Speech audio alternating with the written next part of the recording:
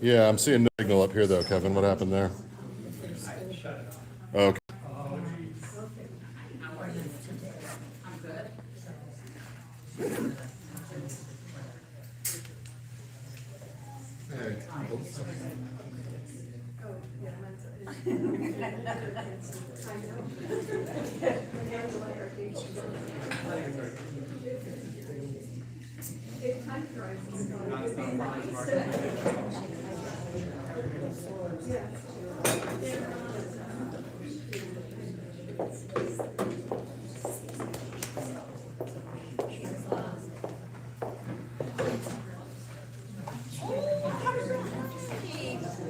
Security alert up here now.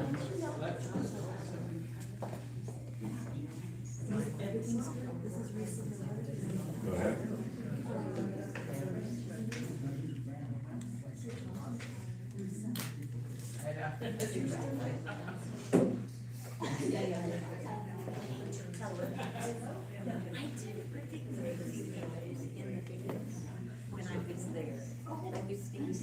No, we've got to see you. There you go. You're good. You're good.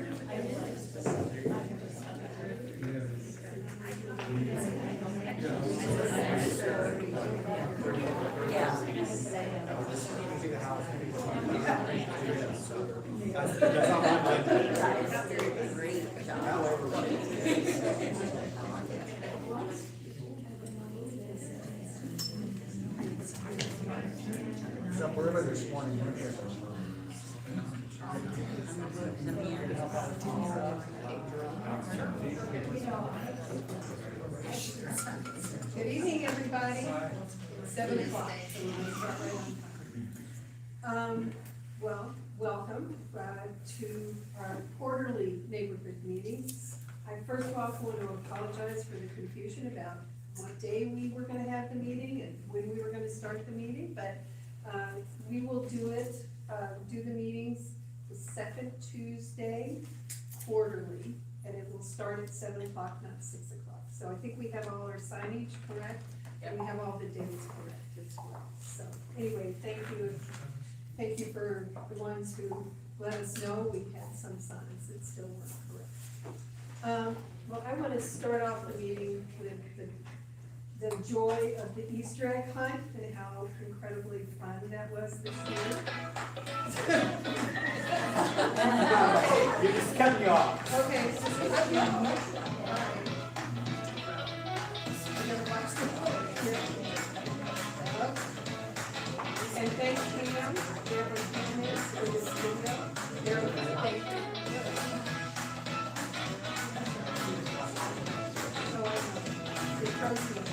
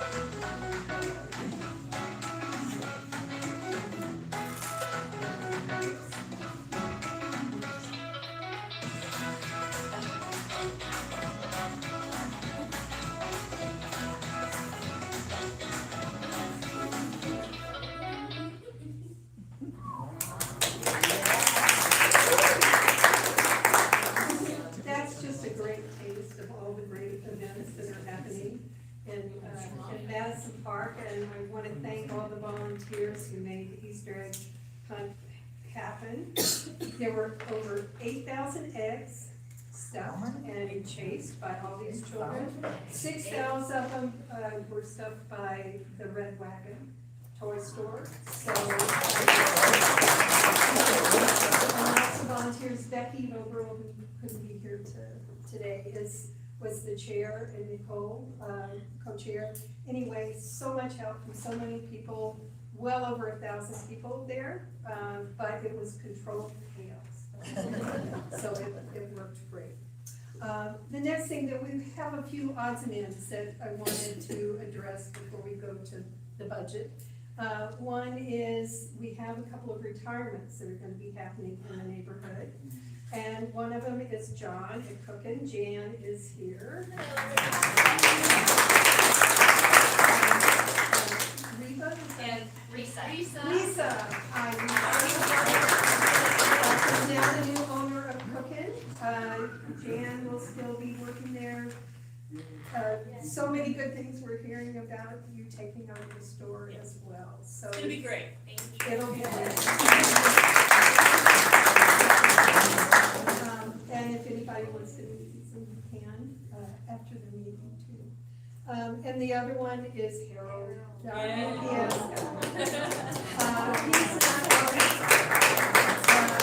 He's not retiring, we thought he was retiring imminently, but he's now not retiring until July. July 2nd is his last day. Okay, so we're trying to figure out the celebration for him as well, so we'll keep you informed on that. Tricote, the yarn shop, is opening up where City Sweats used to be, so you might have noticed some of the signage going in. I don't know the opening date for that, but just so you know, it's coming our way, which will be great. So the other one I wanted to, many of you know Mary Turner Henry, who has lived in this neighborhood for 70 years. She's 102 years old, and she has just put out a book called Madison Park Haikus. We will be selling it at the farmer's market at our table when that comes around, and we're talking to Madison Books. But she is an institution in this community and really remarkable. So just be looking for that, and we'll make sure that that's available for you. That's my next one. Oh, I don't know if anybody has walked by Bamboo Tie today, but it was broken into last night. The front door was smashed, and they took some money from the till. There wasn't a whole lot. Mine, who is the owner, is upbeat and says everything will be fine. The insurance is going to cover the replacement of the door, her lost revenue, her lost time. But it's still something we need to be aware of. I feel like I'm hearing rumors in the Public Safety Committee, we're all tuned into this now. This is kind of the time of year that break-ins start to happen a bit more. So, you know, if you see something, say something, kind of thing, that we just don't want to be left not responding. So we're trying to engage with the police department as well. This just happened. But if you can, just always support the local shops and Bamboo Tie particularly right now. Otherwise known as the treasurer's report. Okay. It's not a budget, we're spending Okay, it, so. sorry. That's why I'm not the treasurer. So you'll be able to see the numbers on the screen, I think. Are they seeing? Next slide, please. One by one. Okay, so, I can't see it. Okay. So the cash and bank at the end of March, we had about 205,000. And then we're able to hold funds in one of our donor portals where we're earning some interest. So there's about 10,000 there. The accounting is up to date as of the end of March. And so just summary revenue for the first quarter, we brought in about $816,000. I will always be rounding, okay? We don't there's no difference with that.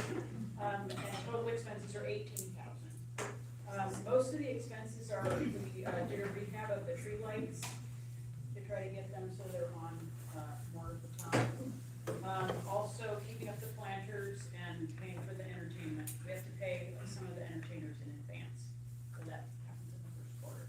So we have a small deficit for the first quarter of about $2,500, and that is very typical for the first quarter, because our fundraising events are the garden tour and the party in the park, and those don't happen until later in the year. We are up to date on our tax filings for the federal government, Washington State. Legal filings are also up to date with the charitable organization registration and our annual corporate registration, which I will be doing either tomorrow or the next day. We also have liability and director's officer policies, which are renewed. The bathhouse project, we have authorized spending of $80,000 and the actual spending is about $50,000. Any question? I went through that kind of fast. Any questions? Concerns? Yes. Well, will the bathhouse expenses be explained later in the program and that part of the agenda? Oh, yes. Yeah. Sorry. Great question. But if you see me on the street, you know, you're welcome to ask me any questions. The one other thing I was gonna say, aren't there more chairs in There are there? more chairs if people want. Yeah, if people would like to sit down, there are more chairs There are there in the chairs over closet, there, and there are too. 2 chairs on the front row, and a couple scattered around, so I don't want people to have to stand. if they don't want to. So, the farmer's market returns this year. Doug and Claire, would you guys come up and tell a little bit about what to expect there? Doug and Claire are both from the Seattle Farmers Market Association that runs this market for us. We're so delighted to have you back.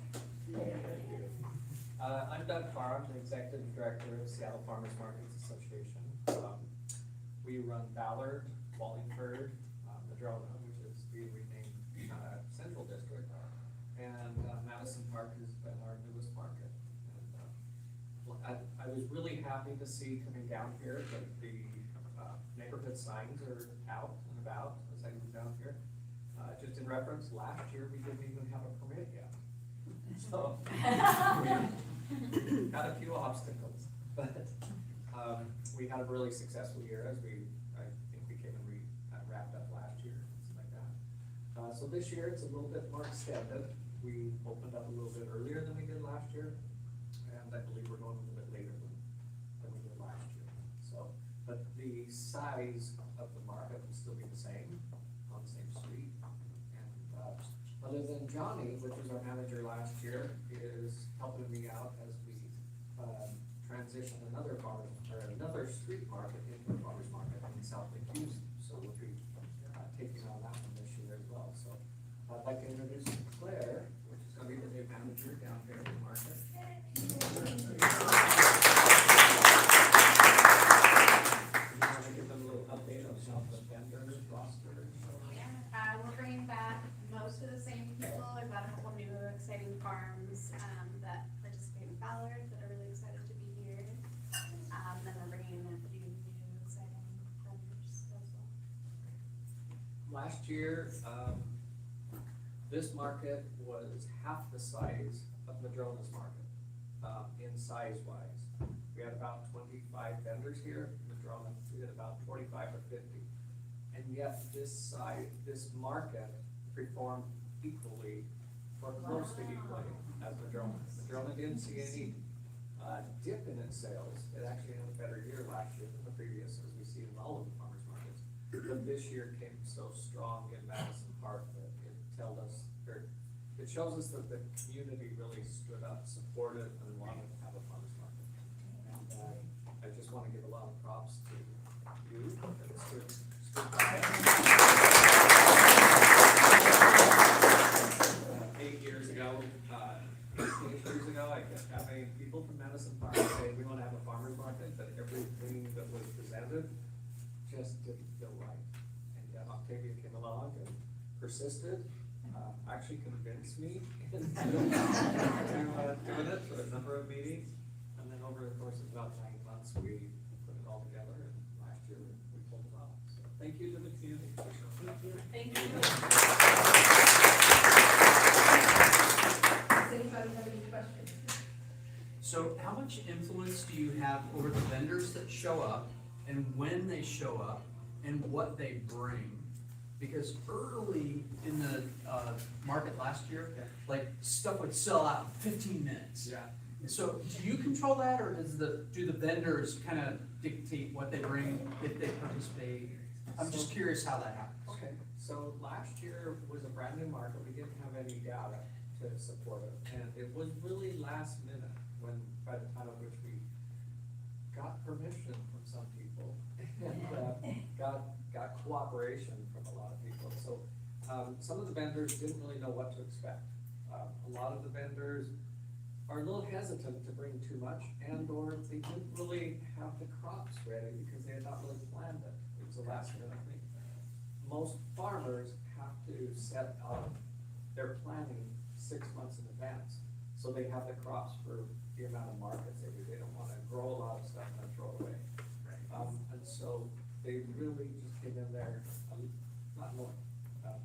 As for product selection, Claire and Johnny have been working really hard to pull a number of vendors that we feel are really strong. And so we do a lot of jury. We run a farmer's market similar to a grocery store. It's just a grocery store that acts like a circus. And we show up, the tents go up, the products go out, and all of the animals show up. And that's us. Yes, so we work with them, and then a lot of farmers don't really know, like especially new farmers, we had some new farmers down here last year, and they don't really have the expertise of retail. And so our job is to work with them from what permits they need, to how to sell, to how the product display, to a lot of different things. We are the team supporting incubators, we wanna see them flourish. So, yes, if we see that that's happening within the first hour and a half, we'll talk to them and say, hey, how can you increase production? Yes, one other question. How many vendors are you anticipating this year? I know you probably don't have exact numbers yet, but just roundabouts compared to last year. I have about 22 lined up, kind of hoping to add a little bit later in season, but kind of start there, see how we can fit folks in and get off to a good start before adding too many new faces. One of the things about our farmers markets is we are certified Washington State Farmers Market, so everything that comes to the market is grown in Washington State. And so if you show up too early in the season, and we've increased or opening the market earlier, so that means that some products are not gonna be here the first week. It's kind of like we have a slow opening, but it gets the doors open, and then all of a sudden we start seeing product. It's also based on the season. If we have a hard winter, our farmers are gonna be about a month late. And so some of them don't even show up on opening day because they don't have the product, whereas the other ones might show up and they're like, these are the first carrots of which we picked. So they bring as much as they can, but they really can't predict based upon weather. So we're susceptible to that. You're not gonna find bananas, oranges, avocados, mangoes, stuff of which we get asked. But, Can I ask a follow-up? you just did. Another, are we expecting flower vendors this year? Yes. Awesome. That actually goes on to the question that I have for you. What cool stuff have you seen in other markets that you want to bring to Madison Park? I think having kind of unique crops and things that aren't, you're not gonna walk into your local grocery store and see, more specialty flowers and specialty heirloom kind of, like you see cool tomatoes, you wouldn't necessarily, when you go into Fred Meyer, you just see kind of cool. One of the things in which we have a challenge is there's just not that many farms of which bring butter and cheese. And that's a hard one to get to our farmers markets.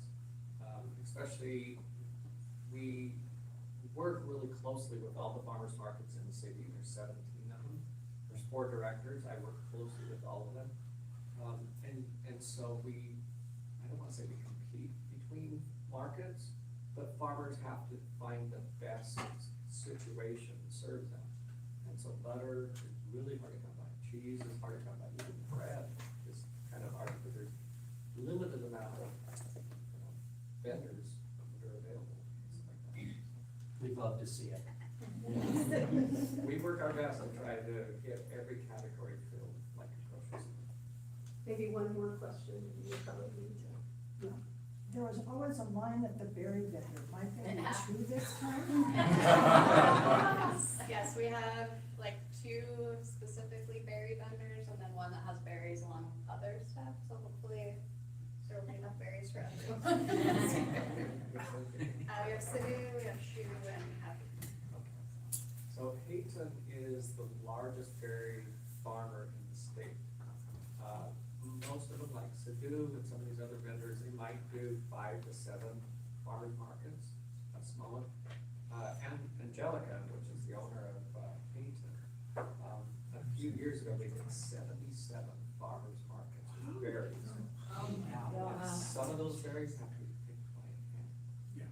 So, if you think about how much volume they do, and they come up from the Skagit Valley, and a lot of that is organic.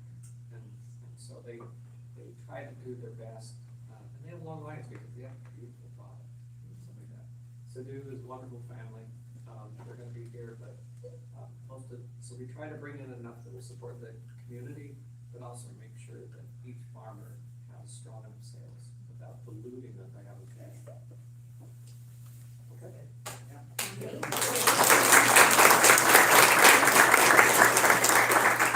So, the next person we have coming is Nate. So, as you know, the last couple of years, we've had a lot of beach closures. And Nate is with Seattle Public Utilities. He has been incredibly helpful, responsive to Friends of Madison Park, trying to figure out what can we do, why are there being so many closures? And I'll let you take it from here. Sure. So, thank you for having me.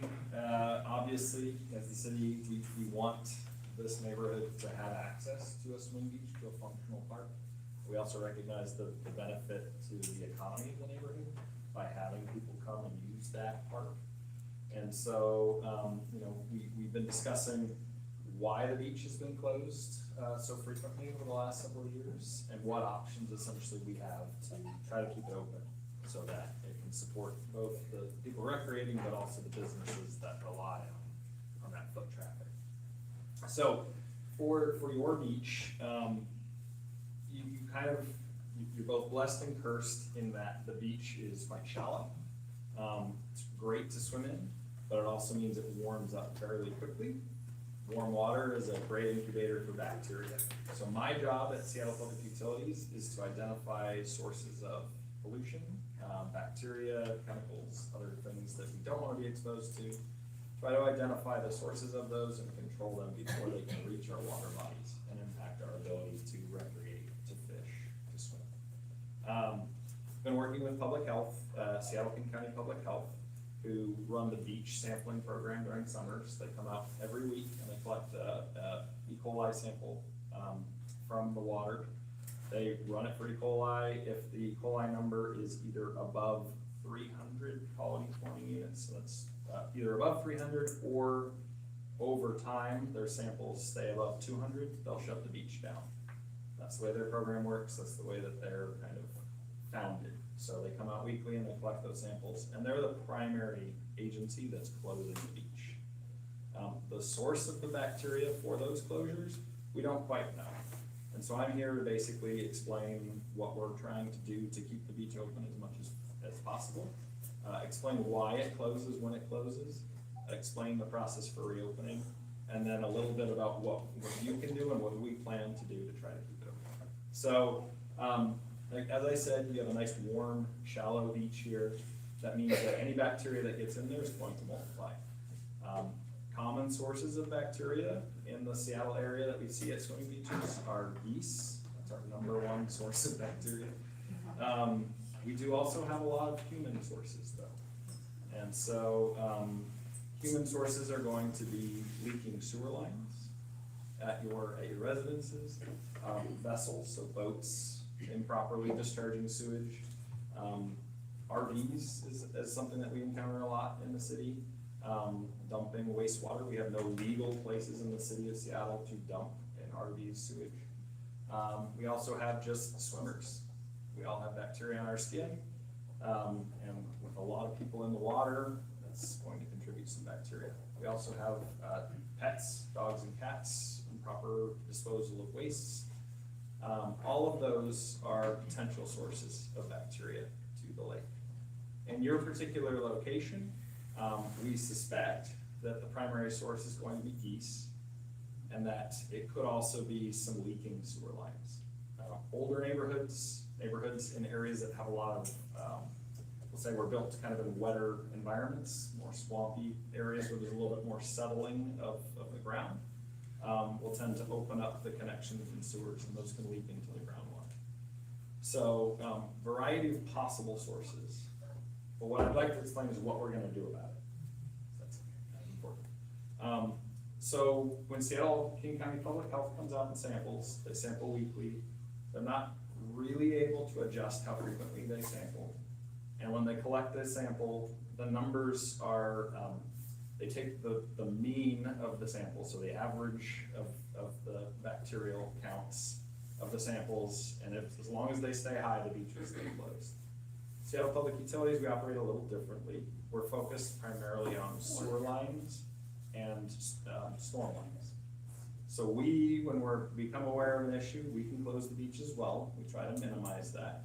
But we can sample as quickly as possible after we close if we think the beach is safe to reopen. The reason that the beach closes is we want to prevent people from getting sick. E. coli bacteria can cause stomach issues, it can get people quite sick.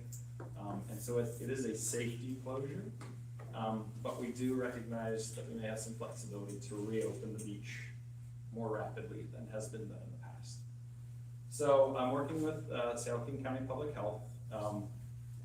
They're the experts on beach closures and bacteria, and we discussed some potential options. So what Seattle Public Utilities plans to do is, starting in a week or two, as long as the weather stays dry, we will be collecting samples out of the storm lines, the storm pipes that collect runoff from the roads in the neighborhood, and running those samples for E. coli and other potential pollutants, and looking for sources of bacteria that exist now in those stormwater pipes.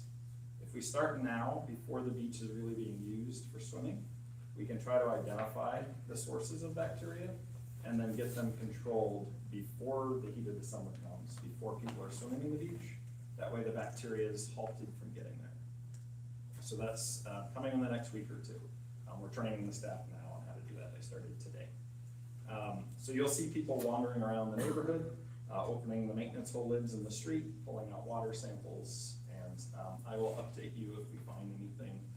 I did screen this neighborhood maybe about 8 years ago, and we didn't find a bacterial source in their stormwater system. Those sources are often, again, they're those sewer lines that get disconnected, or they're new construction, a new home that went in, and the construction company may have mixed up where the toilets go. Unfortunately, that's not entirely uncommon, but it is much more common in larger apartment complexes where one unit may be plumbed wrong, and also in newer construction. We've already screened the neighborhood, as I said, so there's none of the existing construction will have that cross connection where the toilet's going where it shouldn't.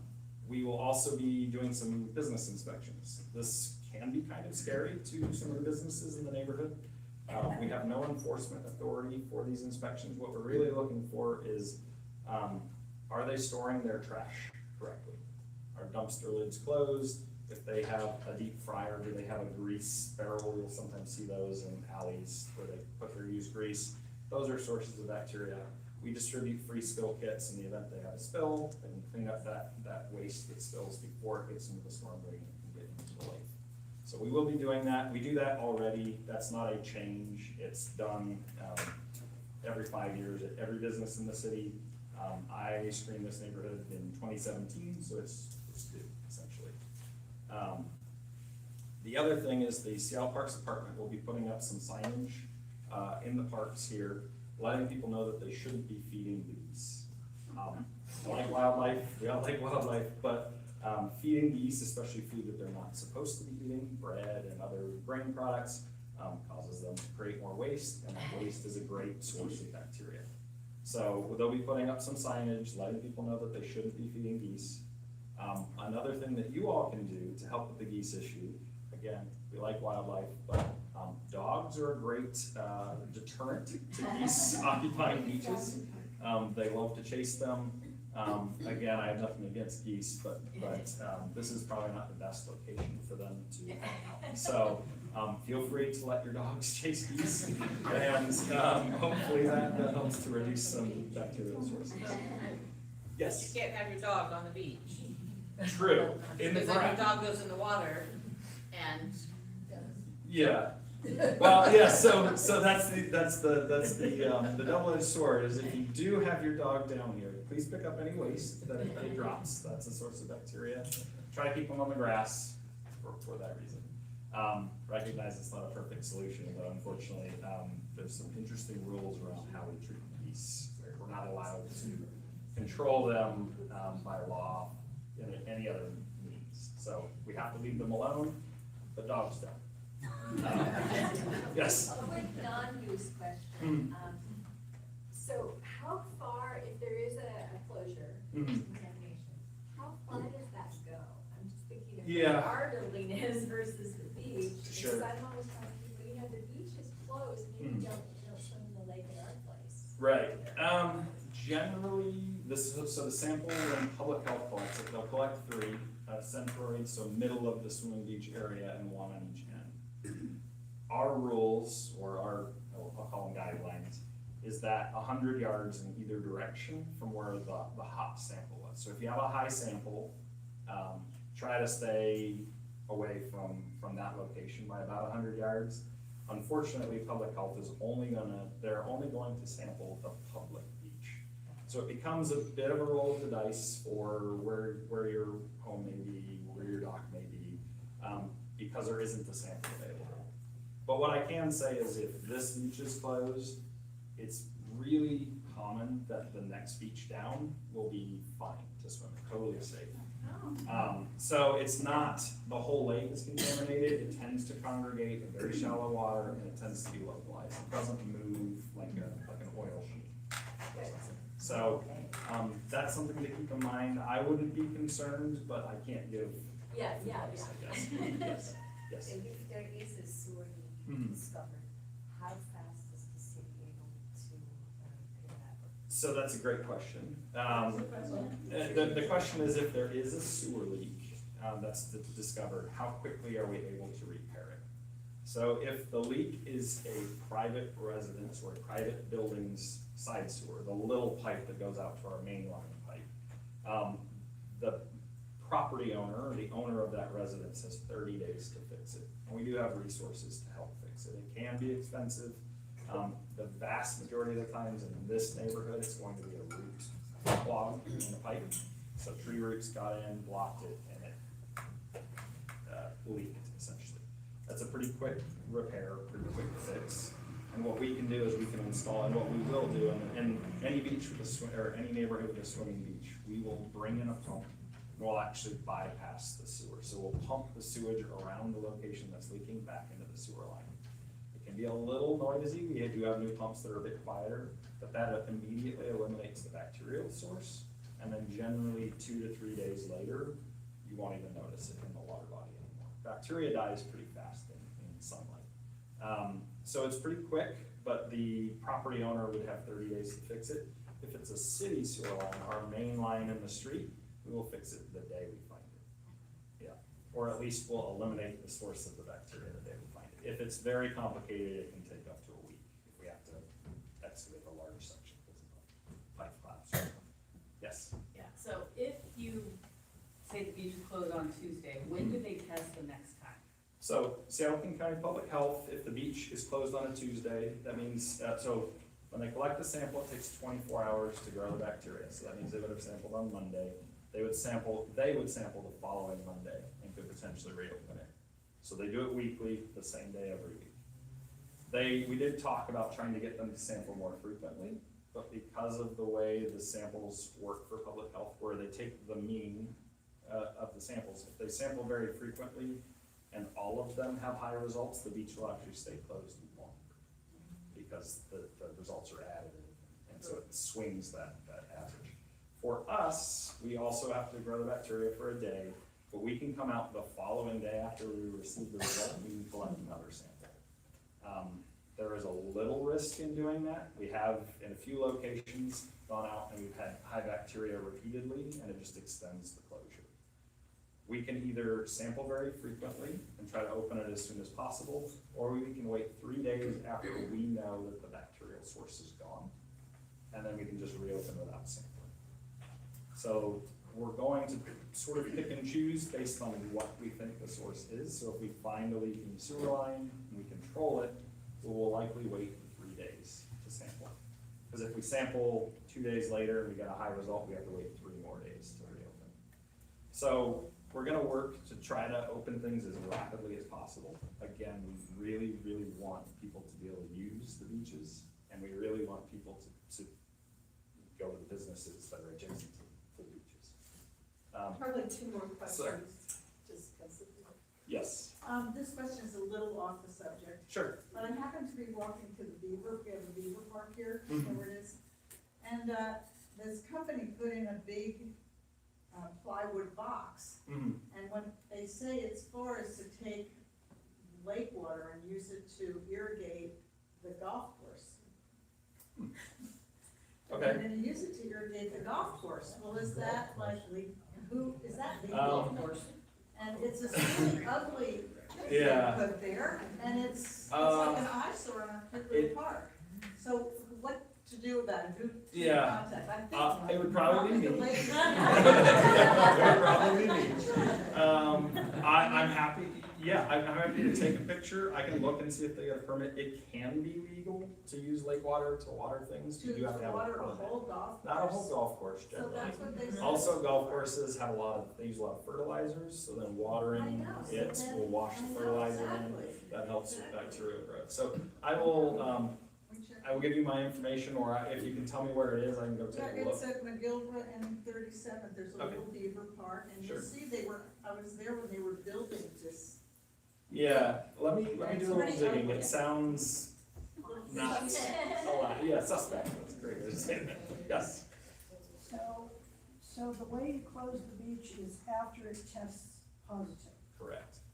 Is there any work being done to go through, particularly these buildings that are hanging out over the water, and scope their sewer lines? Yes. Once every 3 months, once every 6 months? Yes, so that's something I didn't touch on. Last summer, there was a break. I wasn't the responder for the break. I primarily have a desk job now, but my old team that I was with for many years did respond. There was a disconnect, so there were several units that were essentially dumping their sewage into the lake. But we found it's because of the testing, not because it was tested. We actually found it, a paddleboarder saw it. And they reported it, so please, if you do see something, report it. We were there the same day it was reported, worked with the property to fix the line. They have a weekly inspection on their sewer line now, and they've agreed to continue that indefinitely.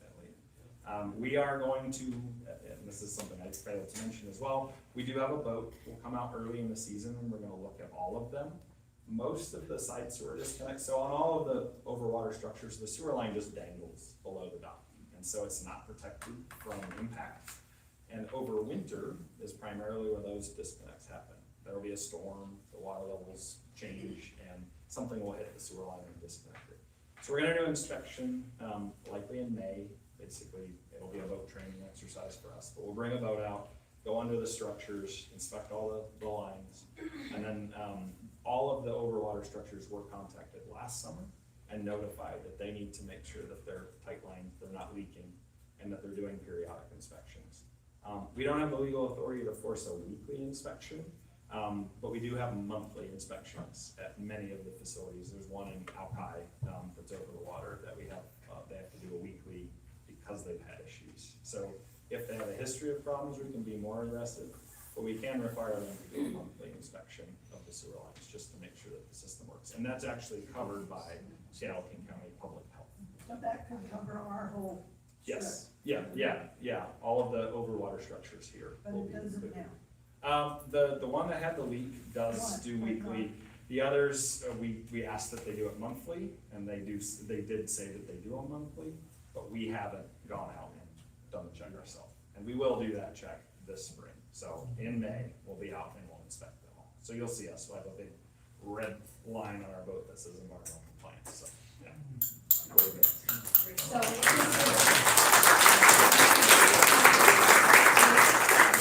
has been so responsive because obviously the last 2 years have been hard.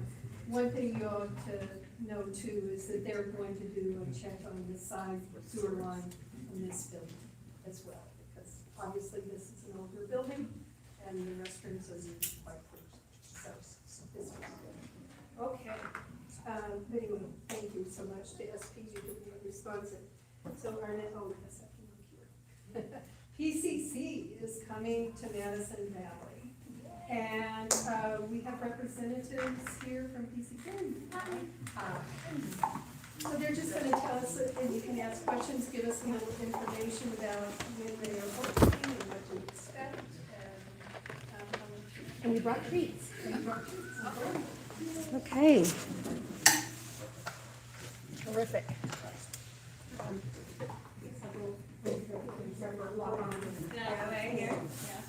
Hi, everyone. Thanks for having us. Hello, my name is Susan Livingston and this is Kim.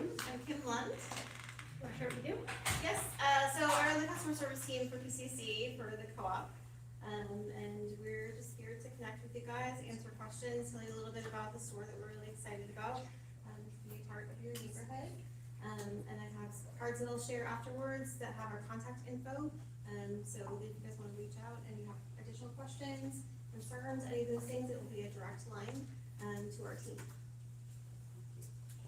I personally been concerned about the traffic that will be created by going in and out of the garage. What do you anticipate how that will impact our neighborhood?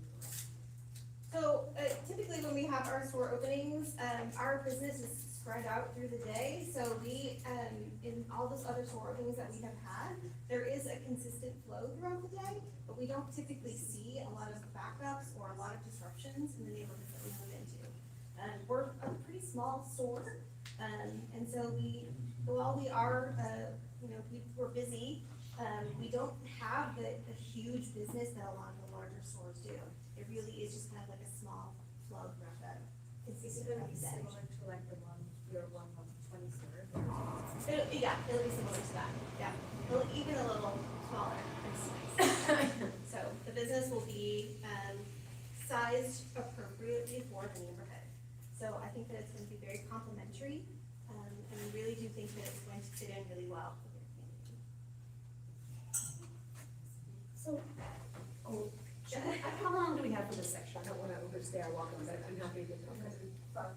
2 minutes, 5 minutes, Okay, whatever. I wanna make sure and answer your questions. So again, my name is Susan Livingston. I lead marketing and purpose at PCC, and I wanted to start off just sharing a tiny bit about PCC. I'm sure you recognize the name, and you may or may not have shopped at our stores. We are the country's largest food co-op. We have 16 stores. Our Madison Valley store will be our 7th location. We are the largest food co-op in the country. The next biggest, so we have 16 now, 17. The next largest has 2. It's a co-op that has 2 grocery stores and 2 gas service stations. So we're a really awkwardly sized little co-op. We are a $500 million company. So we're really proud of that. We're definitely a for-profit business, but we prioritize people, planet, and profit. And we're constantly working it like a portfolio where we're thinking about how to balance all those pieces. At different times, different pieces come forward, and with every decision we do think about all those things. We are absolutely community-centered. If we are not part of your community and able to join and participate with you, our store will not be successful. That's how our model works. We are deeply connected to our customers, to our staff, to our supplier community. I'm sure you have lots of questions about how PCC coming to the market would impact the small business community here. That is such an amazing part. I frequent it myself. So we're happy to talk about all those things. For those of you who may not know, we have a really strong quality standards program. Every single item that's in our store is reviewed underneath those quality standards by category. So what quality standards is a fancy way of saying what's in the product and then what's not in the product. And then how do we treat people, animals, and the planet, and however we get that food, that product from wherever it's made, raised, or grown to our customers. And there are a million little small choices in there, and we believe each of those choices can be a choice for the things where your values aligned on, or it can be harmful to things. And we want our entire business model, every act that we do, from how we spend our money to how we employ people to how we participate in the community, to represent that commitment to people, planet, and certainly making a profit. We are owned by our members. We have 122,000 members. Our stores range up north to Edmonds, down south to Burien, West Seattle's our furthest west location, and then Powder Discipline furthest east. Our offices were recently relocated. We had a different space, kind of in the north end of the waterfront, very controversial. Happy to talk about it if you want. But we recently, last summer, we had a store at Rainier Square in our downtown space. You may have read that we opened it. It was open for 2 years. Sadly, due to foot traffic and pandemic-related stuff, the traffic wasn't there, so we had to close it. Last summer, we were delighted to reopen that space. If you take the whole space, 1/3 of it now is a little store. We call it Corner Market. It's not on the corner, but it's just around the corner from wherever you are. It's basically the things that we're selling really well downtown. It's our prepared foods, it's grab-and-go items, a fair amount of staples for people who live in the area, but primarily catering to customers that work in the area, commute in, and then some residential. The other 2/3 of that space is now our office. So we have about 100 staff there at the office, and about another 1,500 out across the floors. So I'm gonna hit pause there. Are there any questions about the company that you wanna know about?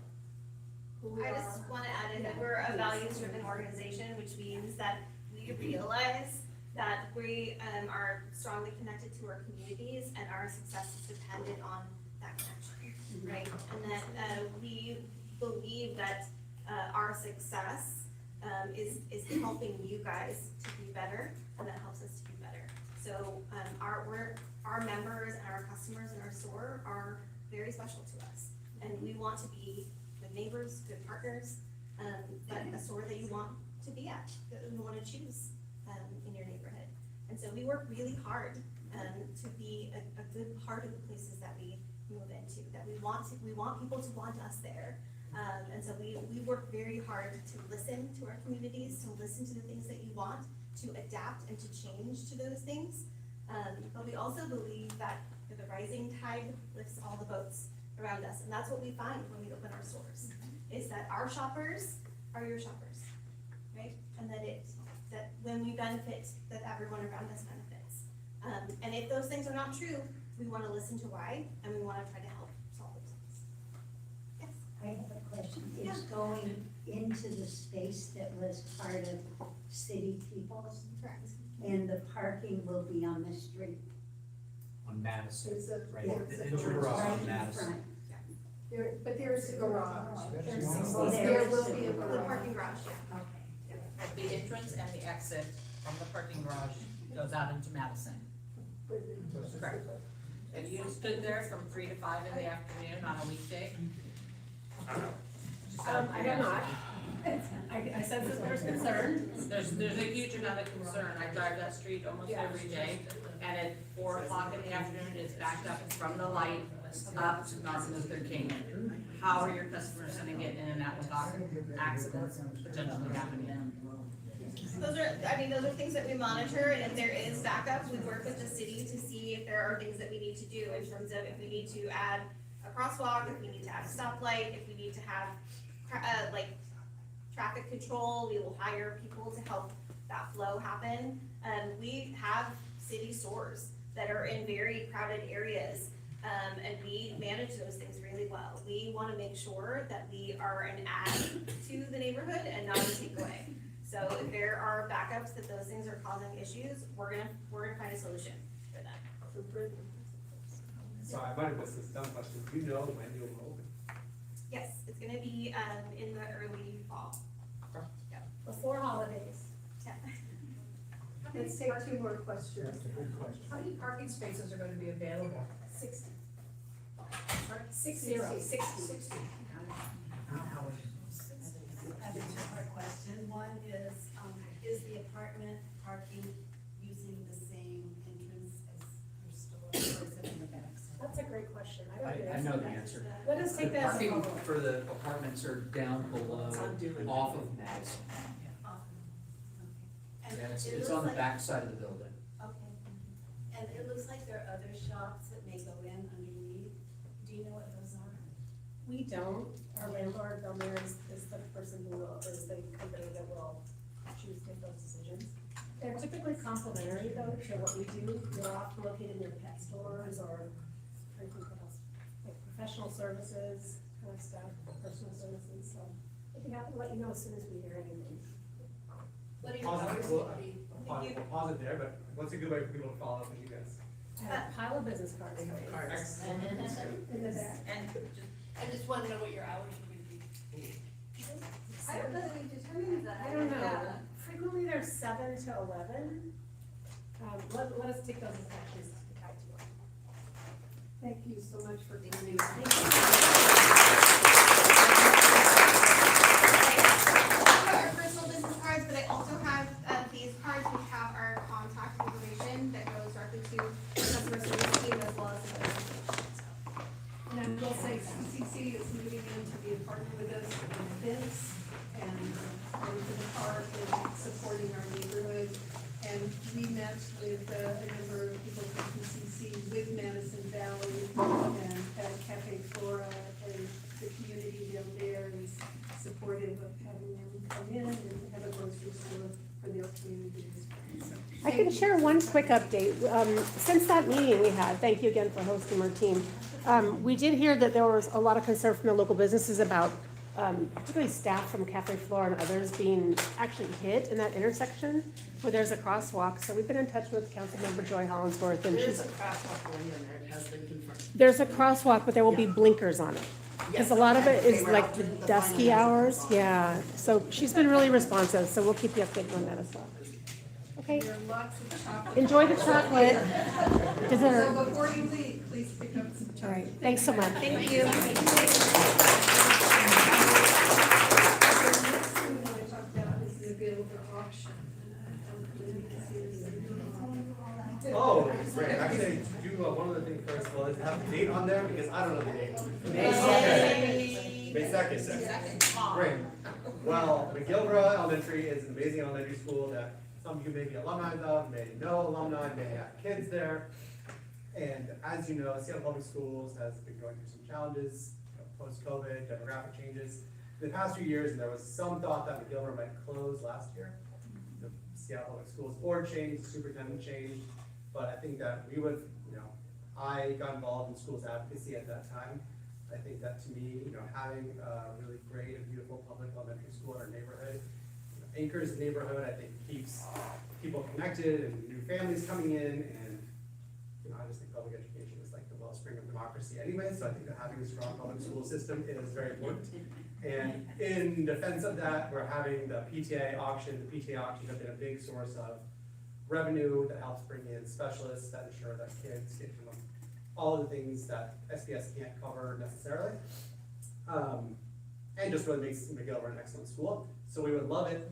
This year, the auction is going to have alumni are in attendance. It will be at the Tai Club, I believe, again this year, which is this beautiful venue on the water. It's small. There's great wine. There's Becky, who is our co-vice president, did the Easter thing. I think we'll probably brought baked goods last year. I'm sure there'll be amazing food. There's great items from a bunch of local businesses. Thank you to all the local businesses that have donated. If anyone would like more information, they can find it at mcgilvrapta.org. They can buy tickets. It's a great and easy night out. You'll see obviously a lot of people from the neighborhood. So if you have any connection to McGilvra, you want to be connected to McGilvra, you want to be connected to public education, then talk to me after this. Go to mcgilvrapta.org, buy tickets, attend this. If you'd like to be involved with McGilvra or schools advocacy in general, I would love to talk after this as well. What's the date? May 2nd, Saturday, May 2nd. And just to emphasize, you don't have to have a child or a grandchild or a niece or a nephew or anybody who goes there. I mean, we're gonna go to the auction because it's a wonderful thing to give back to our community as well. And McGill is so supportive of everything we do with Friends of Madison Park. So attend, it'll be fun. Okay. Spring cleanup is coming up. Nancy Beecham will talk about that.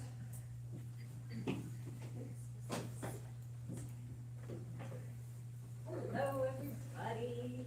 So spring cleanup, you're probably aware, we come out twice a year and we do a spring cleanup with the Adopt a Street program for the city of Seattle. And we've done it 4 times so far, and we have collected 4,425 pounds of trash, 295 bags of, I think they mean recycling, but we know it's far more bags of compost, right? Right. It's like 100. Well, we know that we've outdone every other Every- neighborhood on the number of Especially in the leaves fall. and compost material. And we have had 142 volunteers and 385 cleanup hours from those volunteers. So we've participated for the last 4 years. This is going to be our next one on May 16th. Please come volunteer. If you've been before, you know it's fun. If you haven't been before, come. It's super fun. Families with kids tend to congregate around the park and do a lot of their activities, and it's fun for the kids to see their friends. It will be even more special this year because we have a lot going on that same day. So come with us, clean up in the morning, and then go to the farmer's market. And go to the pop-up shop that's actually. We have the artisan market. Yes. And just look. Okay. That's. Yeah. So there's going to be a lot going on that day, so make it a party all day long, have coffee, we're gonna have snacks for the kids, do all that, and then enjoy the rest of the day in beautiful Madison.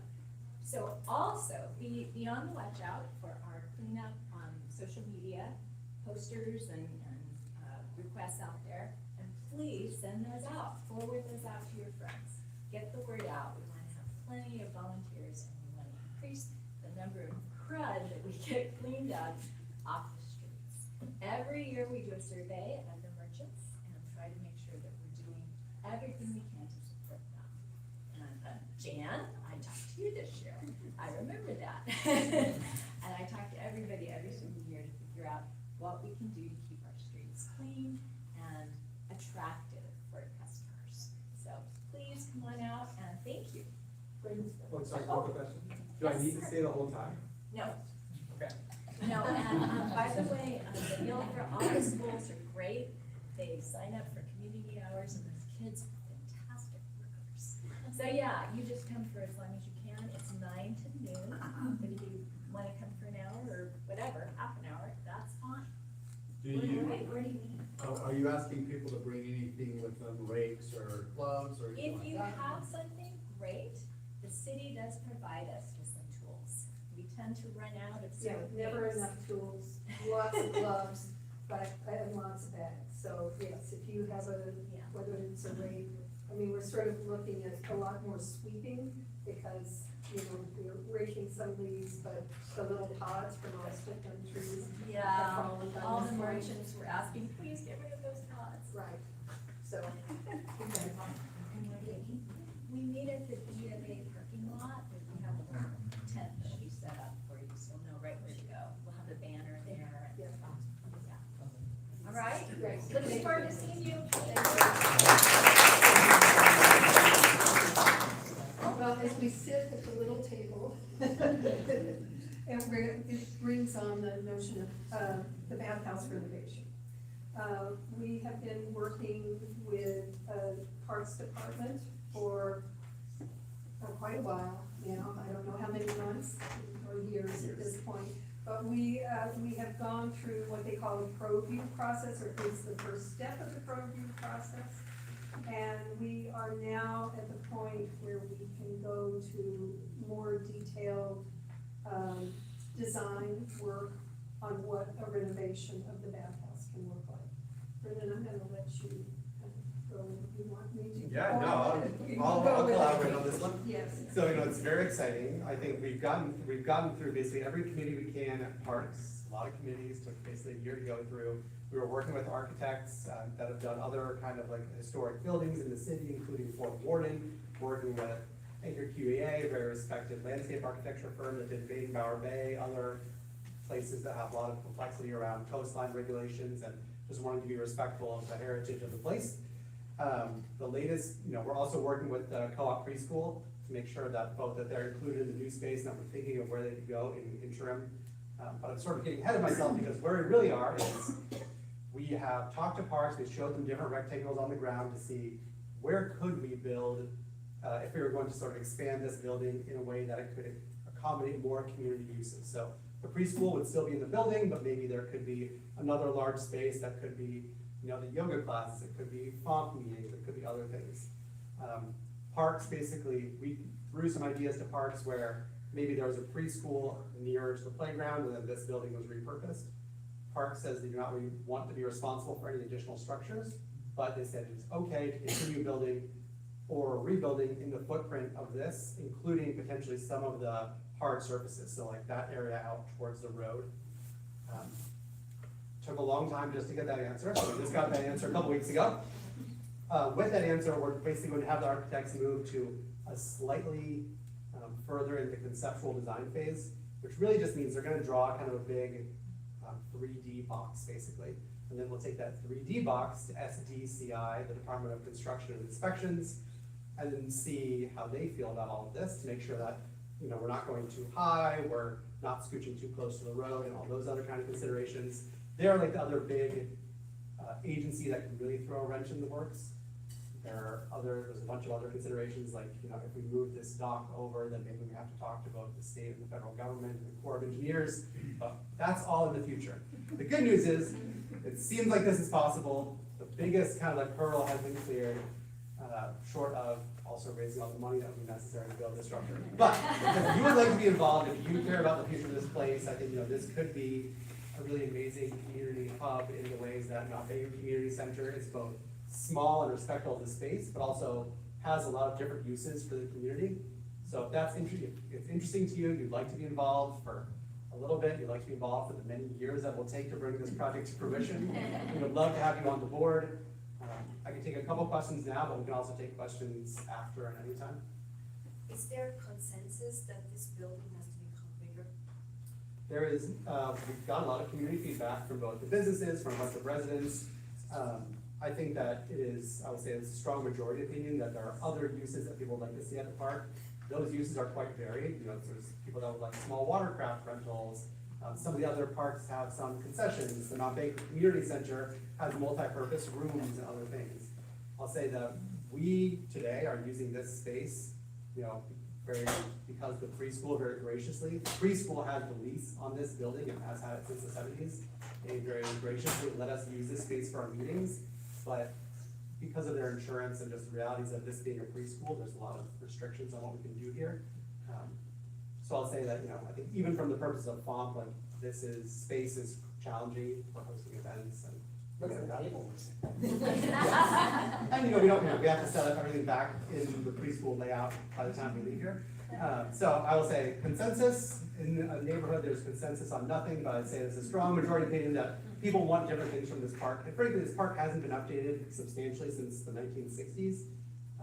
Back when this was the only way to get to Bellevue easily, you should look, there's some beautiful historical pictures about what this neighborhood used to be. Obviously this neighborhood is still very beautiful, but this park used to have, fountains and a bunch of other kind of interesting attractions.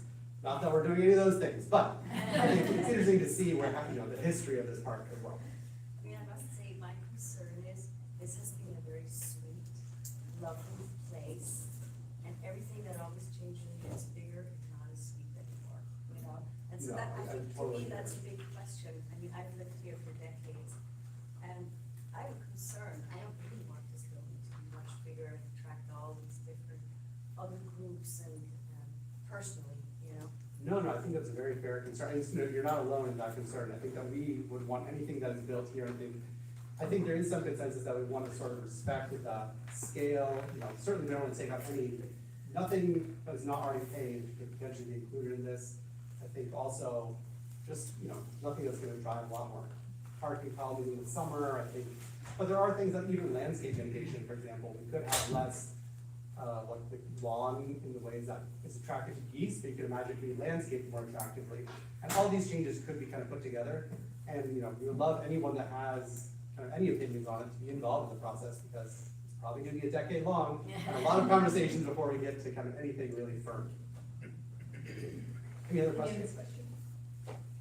What are they thinking for like restrooms or the swimming facilities? I mean, it's really old and kind of gross. I will say, what they're thinking is just newer, cleaner restrooms. Beyond that, we are not, we don't have anything firm, Okay, but that's definitely a complaint. But that would be a part of it if they were. Yes, it's also like not ideal that right outside the entrance of the preschool, there's a lot of things that are not ideal about the layout. Yeah. The doors don't work. Yeah. Reach out, we'd love for you to be involved. So where are we now? Yeah, the One Seattle plan. There's a lot more that we want to get to, and I know we're already running over time, so I'll try and be quick with this. The One Seattle plan is that the neighborhood of Madison Park is now designated a neighborhood center. That's not a big deal in a lot of ways. We are a neighborhood center. We kind of meet all the criteria for a community, walkable, you name it, we're meeting all that. Now as a neighborhood center, we're at the next stage of designated zone heights, which does have a big impact in this community, especially with just a number of things, not only single-family homes, but also the business area, which has some historical context as well.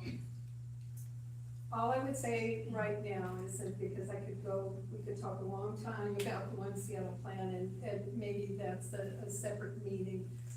But right now, the push from the mayor's office and the Office of Planning and Community Development is, the mantra is now taller, denser, faster. And we just want, and I should always say, I always look to Brenda, because we are not opposed to increased density, that is part of it, but also to do it in a thoughtful way, retaining tree canopy, retaining a lot of, not impacting a number of issues that we have because we're lake bottom here. If you want to participate and have an opinion, or you want to be following it, we have a One Seattle plan page on our website. So please go to it. It gives you a lot of information about the plans and some of the hearing dates that are coming along. But all of this is going to be happening pretty rapidly in the next, within the next year. So, the new mayors, the push is to implement this as quickly as possible. So just be sure that you're having your voice heard, yes.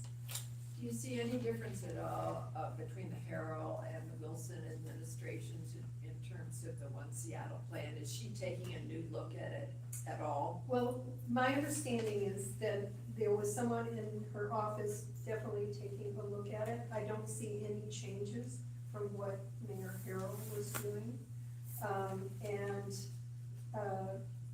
Councilman Lynn has come out and said taller, denser, faster.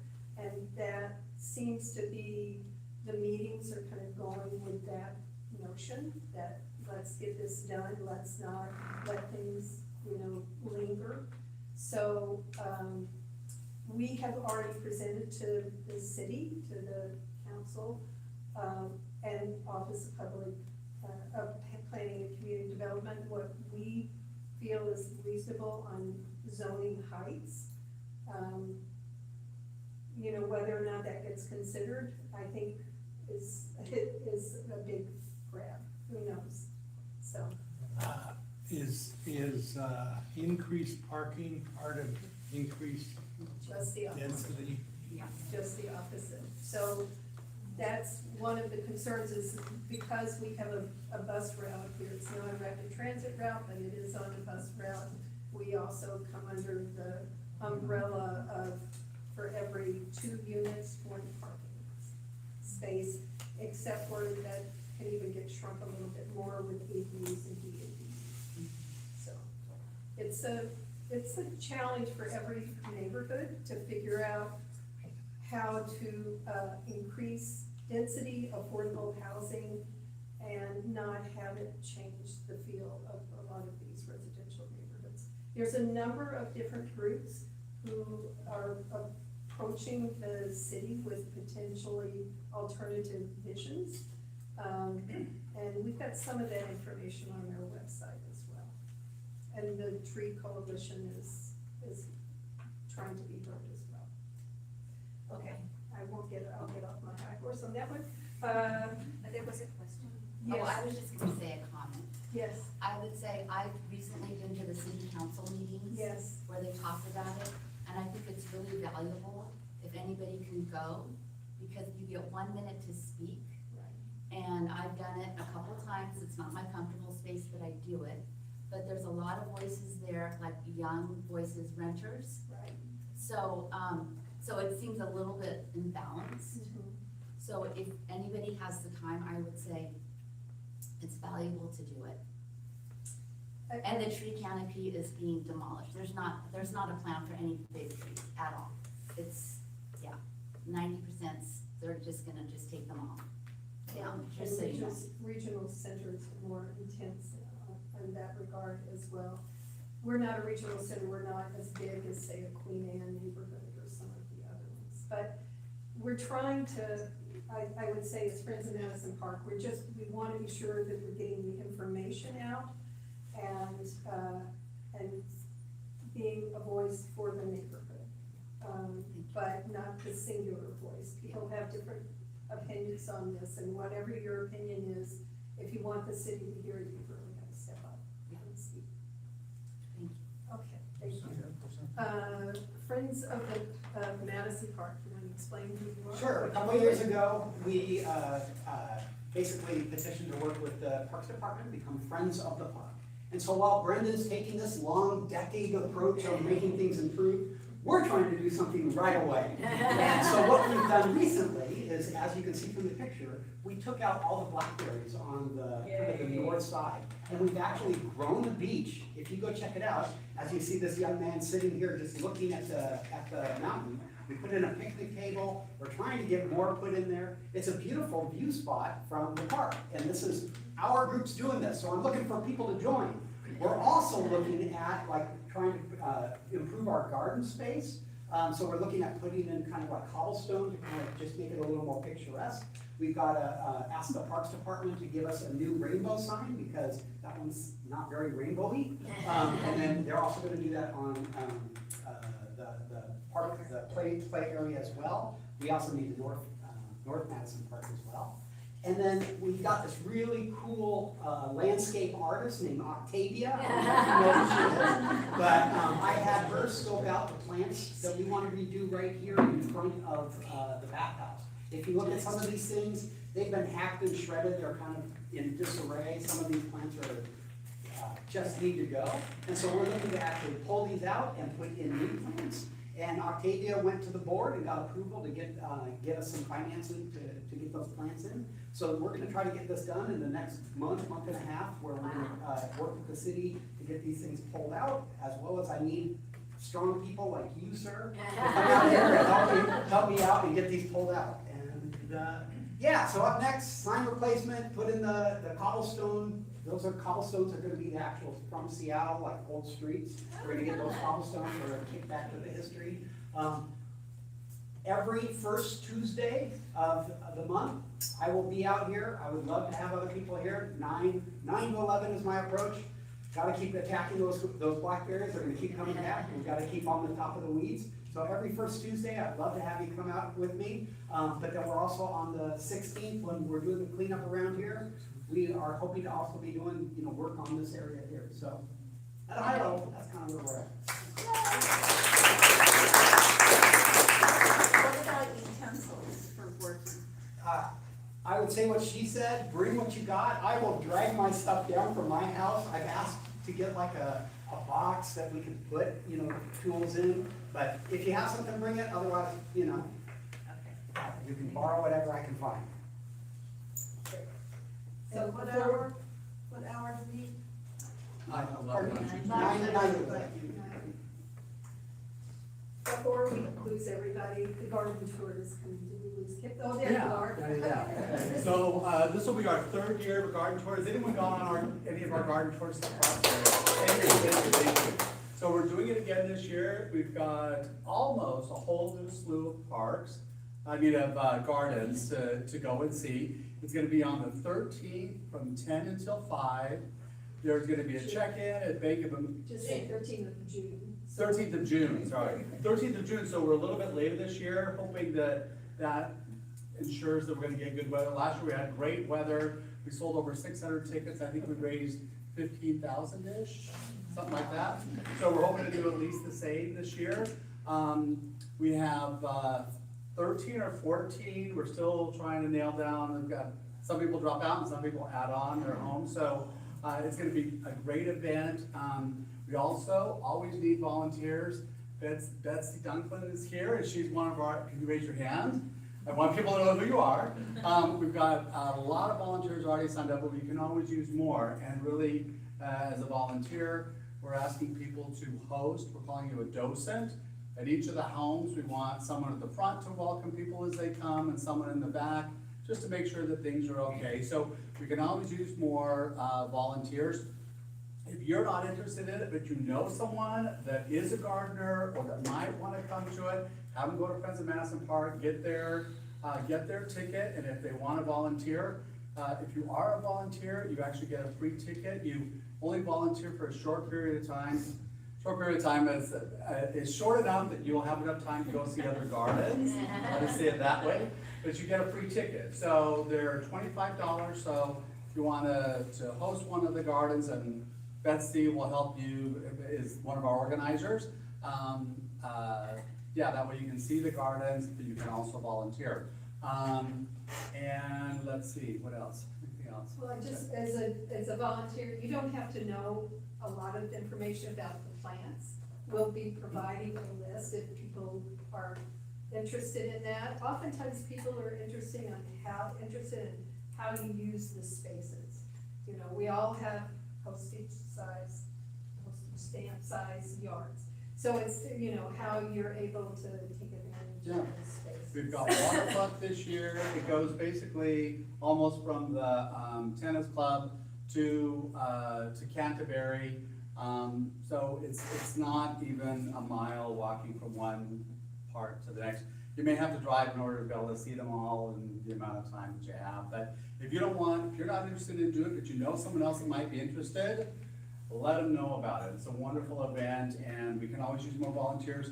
We do have it set up, like if you want to bring a friend to volunteer with you, we can put you at the same garden, so at the same time slot, so that you can leave together and go see the other gardens. So anyway, it's coming up June 13th, 10 until 3. Yeah, that's it. Two more events. Music in the Park. Music in the Park is coming back this year, Thursdays in August, so there's 4 Thursdays in August this year. We'll have music out here on the lawn, starting at 6:30. We just finished selecting the bands, so we have a nice lineup this year of a variety of different styles. A couple bands coming back from previous years, and then a few new ones. So I think it will be a good list, and I'm not gonna try to name them off the top of my head because we'll have them up on the website shortly. So if you're interested, take a look there in a few days. We're applying for a grant through the city of Seattle this year, which will be exciting. We applied a couple of years ago, and that really helps out covering costs of staging and permits and paying bands, and the cost of doing business goes up every year, as we all know. So we're also working on getting sponsors. I think we've almost got sponsors covered, but we're always looking for more sponsors. So if you are interested in sponsoring, or if you know a business that might be interested, please reach out and let us know.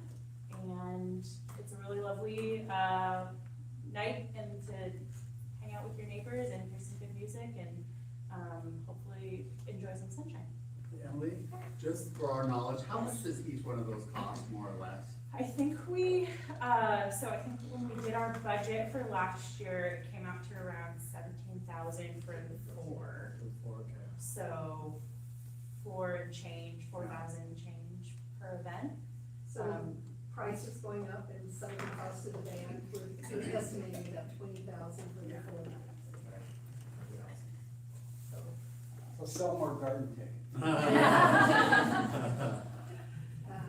And it's free. That's free. That's part of the beauty of it all. Just bring your family, bring your friends. It's really a lovely week. Great. Thank you. So the last, oh no, there are 2 tidbits more. One is the yard sale. The yard sale, this is our first year of trying a yard sale because if nothing else, we're adventurous. So this year we're gonna try a yard sale in August 9th.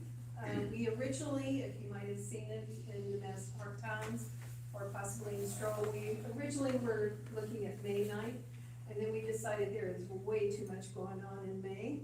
We were kind of overwhelmed with meeting that deadline. So August 9th, and it's really a simple process. We are just as Friends of Madison Park trying to facilitate it. So you can go on our website and you can register, doesn't cost you anything. We do suggest a donation if you're so game, but you can, if you're in a home and you want to do it in your driveway or your front yard, you can put out things on that day. If you're in apartment buildings or condos, we are getting a permit to close a section of East McGilvra between 42nd and 41st. We're also talking to the school. The school, I think, is going to let us use part of their grounds for people to bring items to sell there as well. So easy registration on the website, and we will also, just prior to that day, then put out a map so people who come can find out where the sales are going on. So this is an experiment, but we're going to give it a try this year. And the emergency hub is there you go, sorry. Nice and speedy. But hello, I'm Rachel. I'm part of the Madison Park Emergency Hub. I see some familiar faces in the crowd. In case you don't know what the Emergency Hub is, we're a group of people passionate about preparing for any emergencies that will affect our neighborhood. For example, the big bad earthquake that we all know might be coming at some point in the near future. What can our community do to support each other during that scary time? So what we've planned is in the park over here by the tennis courts, during the daytimes, during an emergency event, we'll have a volunteer situation set up. People can come in, find communication from other people in the community, access resources that they might need access to, and hopefully just be supportive of your neighbors during that time. We have plans and practices, drills, every summer, where we practice the setup and the takedown of this community hub event. And if you want to participate in that activity, in that practice setup drill, it's on August 8th at 10 a.m. So it's a Saturday, I believe, so you can go to the market, you can come see us. And if you also want to learn more, we have information on the Friends of Madison Park website. We put little tips in the newsletters sometimes as well. So if you're looking for more information about how to be prepared for yourself and your loved ones, feel free to check that out or ask any of us after the meeting is today. That's it. Thank you. We did it all. Thank you all for coming. If you've got any questions, come up and ask. I also, one of the things I failed to do, come get candy. And then there's also, there is a volunteer sign up, so if there's something you'd like to volunteer for, or just let us have your email, or if you want to get on the newsletter, but you haven't done that yet, there's a sign-in sheet you can hold at home. Thank you all so much.